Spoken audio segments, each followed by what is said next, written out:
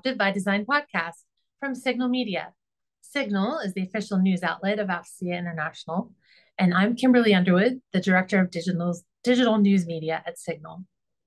In this episode of Disruptive by Design, I'm speaking with U.S. Space Force Colonel Nicole Petrucci, who is the commander of Space Delta III, the Electromagnetic Warfare Delta. She took command of Delta III, or Del 3 as it's sometimes called, in June of 2023. Del 3 is responsible for preparing and presenting forces for conducting electromagnetic warfare, EW, related to space. And as the commander, Colonel Petrucci leads about 600 Guardians, plus airmen from the Air Force, civilians, and contractors as they prepare and present EW warfighting capabilities for the force. Del 3 is located at Peterson Space Force Base in Colorado Springs, Colorado, and is under Space Operations Command. However, as Colonel Petrucci mentions, Del 3 has Guardians and personnel deployed worldwide. And the units under her command within Del 3 are the 4th, 5th, and 16th Electromagnetic Warfare Squadrons and the 3rd Combat Training Squadron. And for those who don't know, the Space Force was created just 4 years ago.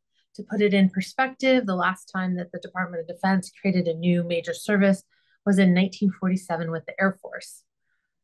And while all the services have had space-related assets and operations for years, decades, in the Navy, flew its own satellites, Army space operations were in Huntsville, this new service brought the majority of all that together and created its own warfighting group known as the Guardians. And so you'll hear about the colonel's perspective as she moved from the Air Force into the Space Force. She started in Air Force trying out ROTC when she was in college at Cal State Fresno. Colonel Petrucci also talks about the structure of the Space Force. It was kind of built to be lean.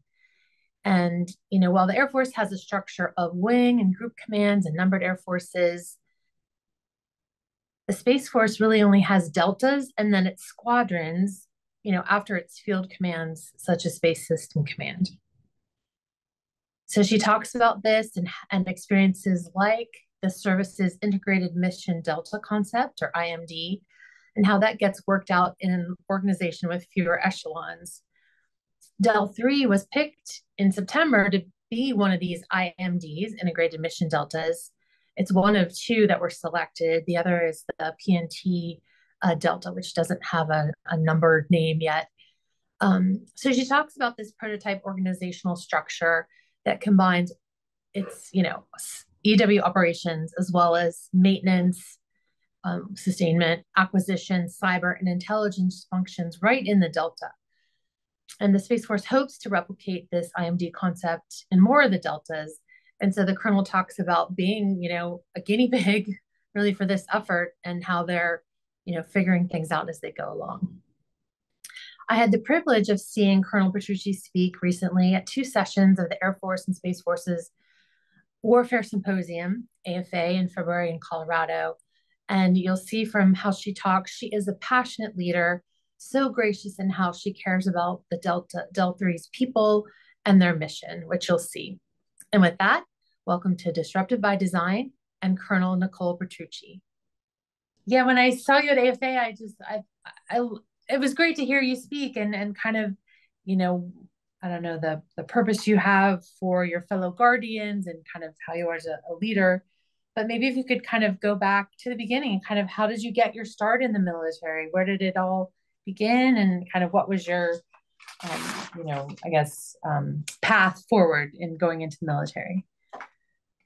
I always wanted to serve, but I didn't know what I was going to do. So in high school, right, I took the ASVAB like everybody else does. So you can get out of class for a day, go take the test. I scored very well in a couple of areas. And so I got a couple calls from recruiters. Hey, do you want to come into our military branches? And I had got an academic scholarship to go to college. So I decided, no, I'm not going to do that. I'm going to go to college instead. So I went to college. And then in my second year, one of the other members in the same academic scholarship I was on said, "Hey, I'm going to go try this ROTC thing. Do you want to check it out with me?" And at my school, there was Army ROTC and there was Air Force ROTC, and I didn't know what I was getting into on either side. So I just went, I think I'll go to the Air Force. And so that's how I ultimately joined the Air Force ROTC. But when I look at it from a military standpoint, when I came in, back when I came in the military, it was really the amount of jobs that women could hold in the military. So in the Air Force, women could hold 98% of the jobs. And so I said, I'm going to go do that because then it's not going to be as much of a boys club. At that time, I think the Marines were about 48%. And the Army was probably, I think, only around 70% at that time. So that was ultimately part of my reason why choosing the Air Force was so that I could serve and not be limited in a lot of ways. Right, sure. That was wise that you considered that. And then you studied microbiology or cellular biology as an undergrad. That seems so intense and amazing. Yes, I have a degree. I have an undergraduate degree in biology. And I thought I was going to stay. I was going to work at the California State Crime Lab. That was kind of all set up. And I said, I think I'm going to join the military. So I came in the military, and since then have earned many master's degrees since then. But, my first love is always biology, although I don't use it much anymore. Right, sure. And did you always have that love for science or figuring things out, even as a kid? I didn't know what I wanted to do when I went to college. I just knew that I didn't want to be in business and I didn't want to be an elementary school teacher. So I was like, I like science. Maybe I'll just go take some science classes. And then that, one thing kind of led to another. So I became a biology major. So yeah, I was a molecular and cellular biology major.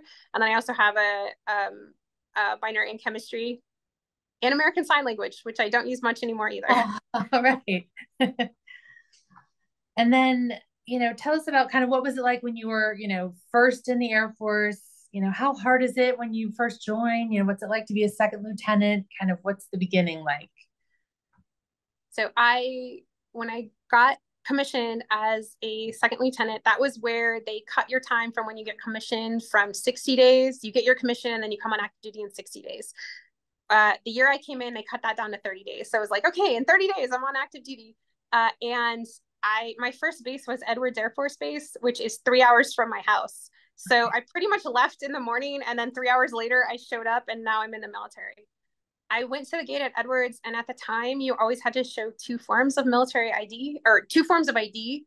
And because I didn't have a military ID, I just had like my orders and my driver's license. I didn't even have a military ID. They're just like, I don't know what to do with you because they never got second lieutenant accession officers there. So the gate guard just looked at it and was like, just go and get it taken care of. And I met my sponsor in the BX parking lot on that first day. And I look up into the sky, hear something, and I look up into the sky, and it looks like there's a line like flying in the sky. And then all of a sudden it turns and it's a B-2. And I went, okay, this is going to be pretty cool. And so that was my first day in the military. And I think when you first join, everybody always asks you, are you going to stay 20 years? Are you going to retire? And I thought there was no way I was going to do my time and, do 4 years. And then I was just going to get out and do something else. But here I am all these years later. So you never really know. It was really those ones that kind of hard charge and are like, nope, I'm going to stay till retirement. I think those are the ones that kind of change their mind afterward because, life changes, what your goals experiences are. When I first came in the military, my job, I worked in aircrew training at the Fort Ops group. So something that looks like what I totally do now. Not a, but what I learned there was I worked with enlisted members who had at least 12 years in, and 2 majors and a lieutenant colonel, and I'm a second lieutenant.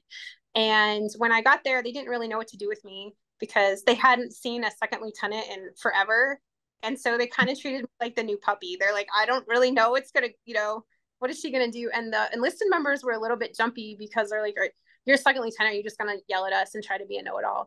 And no, I just kept my mouth shut and asked questions and, would go to them. And so they really taught me a lot and so because of that, I was really mentored by them. So I learned a lot about what it was to be in the military when I first came in from that. And then also from my very first supervisor, who was a major.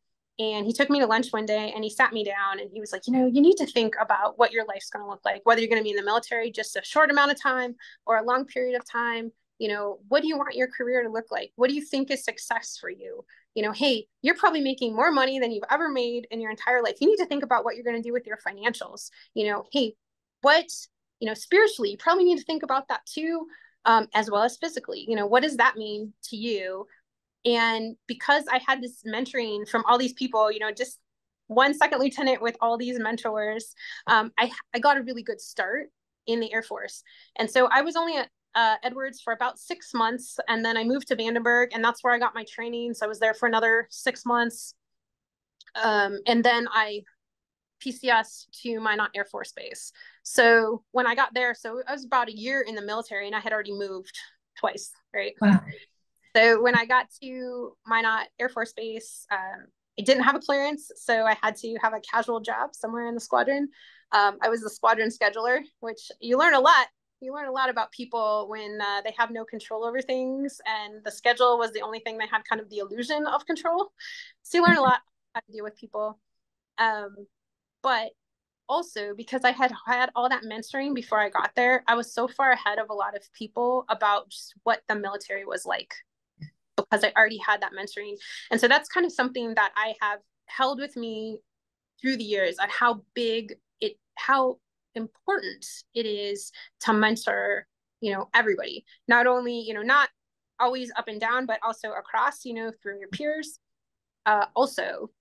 And so that's helped a lot in my career. And I think that I've also helped to make a lot of leaders that way as well, which is what I consider the most important part of what I do, is to make more leaders. So I can't do that without mentoring.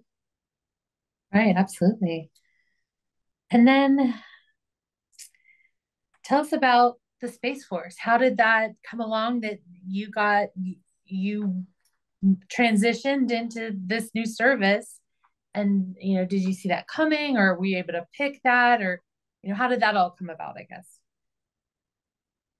So it's very interesting. I had finished Squadron Command when it came out that we're possibly going to have the Space Force. It's going to happen, by all estimations, it was going to be a couple years, and then the Space Force was going to happen because we were going to have time to do that transition and figure out all these things that we're trying to figure out right now while we already have a service. And then all of a sudden it was like, nope, we're a Space Force. For me, it was a little bit different where I was in my career. People who were at the beginning of their career, if they decided they didn't want to transition, they could cross-train into other things. For me, I was kind of told that wasn't really a possibility for me. I could stay until, I was of retirement age, which is a couple of years, and then I could go. But I was in an interesting place because I just finished Squadron Command. I was a lieutenant colonel. I was like, I want to have a chance to be a colonel. I wanted to be, well, at the time it was a wing commander. I wanted that chance to be a wing commander. And so that was part of the reason that I transitioned to the Space Force. The other part was just, shaping the future of what this looks like. When we first transitioned over, everybody says, well, what is the Space Force like? I'm like, I don't know. It was like the Air Force right now, right? Oh, what did you do when you were in the Air Force? The same thing I do now in the Space Force, right? But just more so. And, I've seen in these couple of years that I've been in how much the Space Force has grown just in, guidance and the culture becoming different from the Air Force. One of the things that we have now, because we have everybody's an IST, right? Everybody's an inter-service transfers from somewhere, but I always call it a major and a minor. So you're a minor IST if you came from the Air Force, you're a major IST if you came from somewhere else, because the cultures are very different. And so sometimes that's good and sometimes that's not, because there's been some things where I've had to say, like, why did you think that was okay? And it was, well, in my, where they were from, that was okay. And it's like, well, no, let me show you the regulation where that's so there's been a little bit of learning there, just because not everybody spoke the same vocabulary when they came over, right? Everything you do is a new language. And so joining the Space Force was a new language to a lot of these people.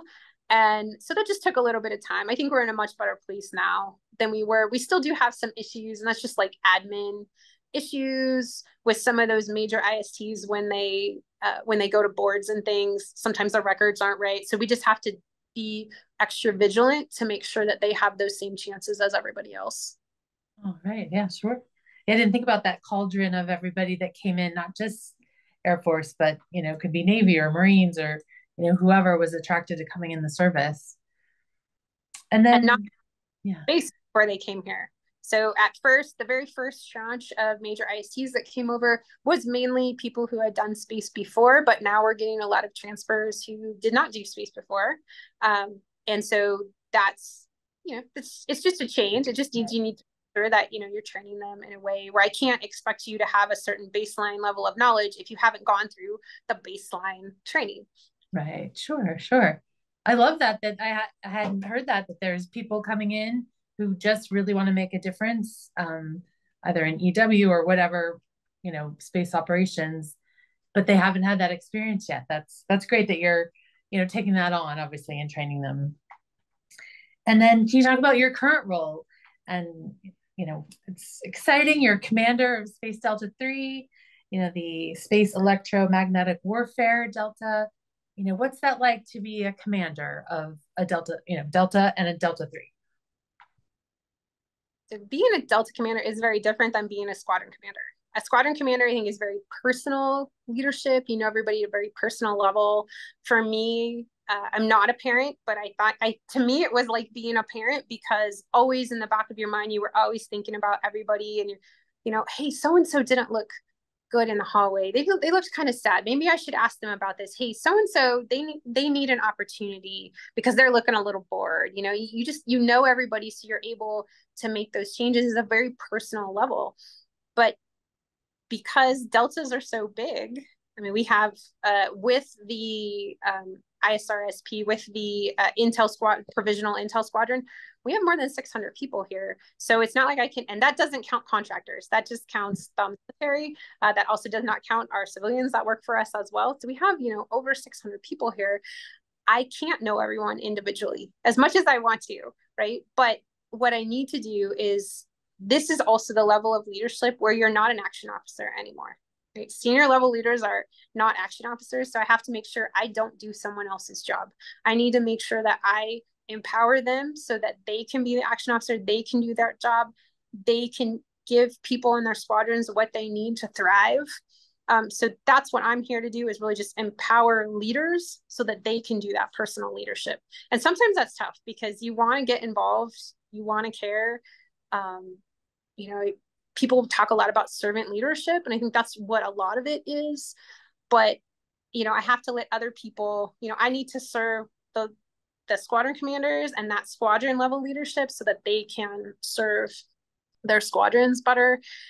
The biggest thing too with being in the Space Force is we're just a flatter organization, overall. So there's just more management risk in it. And I don't say that in a bad way. It's just because we knew we weren't going to have that many people, we just couldn't have that many echelons of commands. So because of that, you don't have that intermediate level of 06 command. You go from squadron command to Delta command. And, I probably could have used a little more seasoning. I think everybody can. You're never really ready for anything. I just have to be ready enough. And I have to be willing to listen to those that have been here so that we can move things forward. But really, it's just to maximize the operations, we really had to minimize the management. And so that's part of what I have to do here.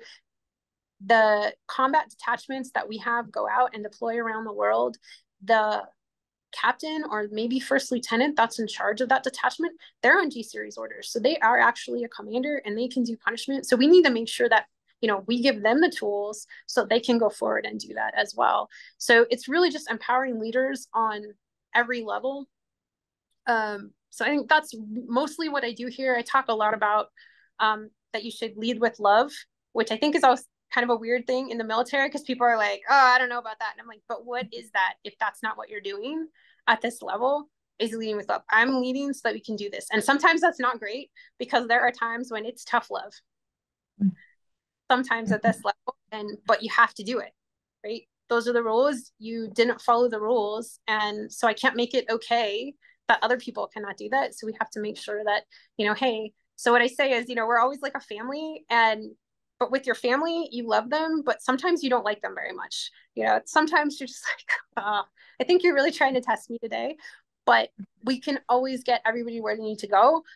Everyone can succeed, but everybody has a different level of success. And as a commander, you just have to understand that. And you have to understand what opportunities people want, which ways they want to go to, because there's things that I may think are great, but hey, this is an opportunity that you should take, but maybe that's not what they want to do, later. So that wouldn't help them in their stepping stones to get where they want to succeed. Right, sure. And what advice do you have for younger guardians or even airmen kind of, coming up earlier in their careers? So one of the things I like to say is do your job, smartly. So part of that, the first part of it is you have to know how to do your job. You have to know what you're doing and you have to be able to learn that well. And then the last part of that statement is smartly. So now that you know how to do it, you can know, hey, is this the best way to do this? Should we be doing this? Is there a more efficient way to do this? And so I think that's number one, is do your job smartly. I think another one is bloom where you're planted. I like to say that because I've taken jobs in the past that were not necessarily good jobs, right? And I say that in quotes because you can't see my hands doing that on this podcast. But when I say good jobs, but it taught me something I needed to know, right? It got me to that next step because I was like, all right, I'm here, so I'm going to make the best of it. I'm going to learn what I can and I'm going to move on. So like the job I had before I came here, I worked at OSD Cape. So I worked in that Office of the Secretary of Defense, cost assessment, program evaluation. You deal with money there. So you look at a lot of money. You don't get to make any decisions. You just make recommendations to the Secretary of Defense for money. But I learned a lot about money and acquisitions and how programs work and what requirements look like. And maybe that's not great. Maybe on the surface, people don't think that's a great job, but I learned a lot about how things work. And so when I came to this job as a Delta commander, I already knew that stuff. So I didn't need to focus on that. I didn't have to worry about learning how to do that. I could focus on those other areas that I hadn't quite picked up yet. Right, sure. And any advice or things you'd like to say to more senior leaders from your perspective? Good ideas come from everywhere. So you have to listen to everyone. Just because somebody is a lower ranking person does not mean they don't know that system well and they don't have a great idea. So you have to be able to be willing to listen so you can find those great ideas. Oh, nice. And I would also okay. The other one to senior leaders is meetings have to have objectives. Mm-hmm. Since as senior leaders, you're usually more senior leaders, you're the ones running meetings. If the meeting doesn't have an objective, don't have it. Oh, I love that. Let people do their work. Yeah, don't have a meeting, just have a meeting. Exactly. And then how do you balance, military life with outside of military? I know that's hard, especially if you're in operations. How do you, have the best life, I guess, possible? When people say that, I always think of like bounce, like a teeter totter, right? They're like, oh, and it's perfectly balanced, but it's more like a teeter totter, right? It goes back and forth. So the way that I think about it is there's times when things happen in your life where that needs to take more of a priority than your work, right? You're not giving 100%. Maybe you're only giving like 95% because you have some things going on home, but then it flaps back the other way, So the key to this is to realize which one you're putting first. And so that the priority is not there for too long. So if your work has been your number one priority for too long, and then your family's number two, or your life, outside of the military is number two for too long, that's when bad things happen. Or when you flip it the other way, and sometimes things happen in your life that your family needs to be number one, and maybe you need to not take on as many responsibilities at work during that time. So it's really it's never going to be perfectly balanced all the time. You just have to realize that sometimes it's going to go back and forth. Right, sure. I love that image of a teeter totter, that it's not like equally balanced. That's so insightful. And then I think you're a pilot or a private pilot. Did you get your private pilot's license? So last time I was stationed in Colorado, I actually did get my private pilot license through the Aero Club at Peterson. Okay. I did that. I don't get to fly as much as I want to because just, you know, life. Right. Just Sure. military and what I'm doing at Delta. I actually do own an airplane, and it is here in the hangar. And I can see, unfortunately, from my office, I can see all the planes taking off all the time. So on a good day, I'm always like, oh, that would be so nice to be outside, flying, but I'm here doing my job. Right. So I don't get to fly as much as I want to, but it's still a lot of fun. I recommend it to a lot of people. People are like, oh, should I become a pilot? I was like, yeah, you should. Just realize that it takes a lot of money to do it, because you have to have so many hours and running an aircraft and things. And then you do have to have a plan on what you're going to do after you get your license, because when you're training to get your license, right, there's a list of things you have to do. So you learn how to do all these things. Like you learn, you fly at night and you do your solo cross country and you do all these things. And then you get your license. And when you don't have a syllabus anymore, people are like, what do I do? Right. So I think that's the thing is, right. This goes back to everyone can succeed. What's your vision of success in having a license? So after you get the license, what are you going to do with it? Right, sure. Yeah, my son is inches away from getting his private. He's senior in college at Embry-Riddle, and he has on April 1st his evaluation with the FAA representative, and he's very nervous about it, but very excited. And I know. And what was that test like for you when you had to do that? Because if you miss, you have to do it again, and I know it's very It's a expensive. lot of so those of you who don't know, there's two parts to getting your private pilot license. You have to do a written exam, and then you also have to do a practical exam with an FAA examiner. And there's two parts to that exam. To that part with the examiner, there's an oral part where they test your knowledge, and then if they think you're at a certain level, then you actually go out and fly with them. And there's a certain kind of pattern you have to take off. You have to show them you pre-flight everything. And for me, when I took the test, so he came in, we did the oral part of the examination. I had already pre-flighted my aircraft. I was ready to go. I was like, okay, we're going to get this done.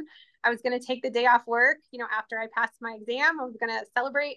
But from the time I pre-flighted my airplane until we were done with the oral part of the exam, the winds had kicked up too much. And so you can't fly at that point. So they just have to reschedule. And unfortunately, there's not that many FAA examiners. So it takes a while sometimes to reschedule. So I think it was a week and a half later before I actually did the flying part of the exam. And it was fine. It wasn't my best flying, but it was safe. It was adequate. I did everything I need to do. So when I got done, the examiner was like, well, how do you think you did? And I said, okay. I think I was safe, and I think that I did enough to pass. But I was not a God's gift to aviation at that point. But it's like getting your driver's license, right? They call it a license to learn. So after you get that, that's why I say, what's your plan after you get your license? What are you going to do? Because now, okay, you can do this. You can go out by yourself. How are you going to become better at what you're doing? All right. And I imagine in Colorado Springs, you can't really fly much, especially if there's been a blizzard, like you had recently. So hopefully you'll get some time in the good weather in the summer to fly a little bit. Those are all my questions. Anything else you wanted to highlight or share, Colonel? I think just the last thing I want to say is part of, and this is for any job, is just show up at your best every day. And so to do that, you have to take care of yourself. Right? You have to get what you need. You have to get, you have to work out. You have to have, if you meditate or if you pray, or if you have to have that spiritual time as well. And then just, healthy eating and spending time with your family and all those other things. And if you do that and read and learn, then that's going to, if you have those routines in place, you're going to be able to show up at your best at work and then do your best so that you can actually succeed. Yeah, I love that. Well, thank you so much for sharing your perspective. We really appreciate it. Thank you.